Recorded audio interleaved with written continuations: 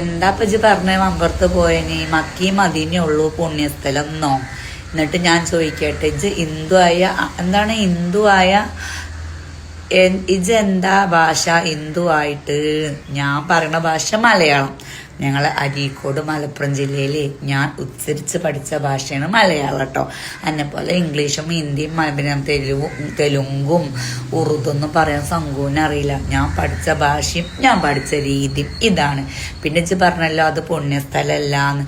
ഓരോ വ്യക്തിക്കും ഓരോ വിശ്വാസങ്ങളുണ്ടാവും. ഇജ്ജ് ഹിന്ദുവിലും മുസ്ലിമിലും ക്രിസ്ത്യൻസിലും പെടാത്ത എന്നെ പോലത്തെ കുറച്ച് ഇബ്ലീസായ ആൾക്കാരുണ്ട്. ഓർക്ക് ഇതൊന്നും പുണ്യസ്ഥലാവില്ല. പിന്നെ ഞാൻ പറഞ്ഞത് ഞാൻ പുണ്യഭൂമിയായ മമ്പുറത്ത് പോയപ്പോഴേ ഞാൻ കണ്ടത് നല്ല മുസ്ലിംസിനെയാണ്. പിന്നെ സംഘനെ പോലെ വിശ്വസിക്കുന്ന കുറച്ച് ഹിന്ദുസിനെയും. മനസ്സിലായോ?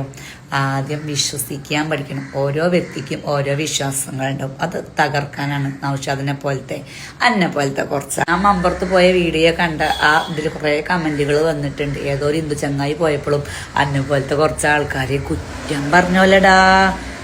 ഓരോ വ്യക്തികളും ഓരോരോ ഇഷ്ടത്തിനല്ലേ പോണത്. അത് പൈസ ഉണ്ടാക്കാനാണെന്ന് ഞങ്ങൾക്ക് തോന്നിയിട്ടൊന്നുമില്ല. ഞങ്ങളെ വിശ്വാസമാണ്, സംഘോന്റെ വിശ്വാസമാണ് കേട്ടോ. അതൊന്നും അണക്ക് പറഞ്ഞാൽ മനസ്സിലാവൂലേ.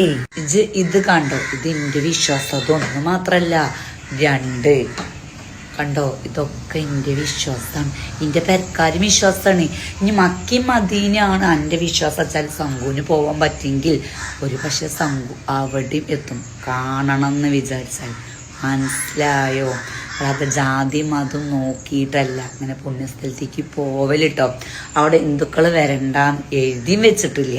അത് ഓരോ മനുഷ്യനും ഉണ്ടാവണ വിശ്വാസമാണ്. അനക്ക് സത്യം പറഞ്ഞാൽ ഈ ഇതിലൊന്നും വിശ്വാസമില്ല. ഇജ്ജ് വഹാബിയായിട്ട് ഇബ്ലീസായിട്ട് മനസ്സിലായില്ലടാ. പോടാ എൻ്റെ കാര്യം നോക്കിയിട്ട്.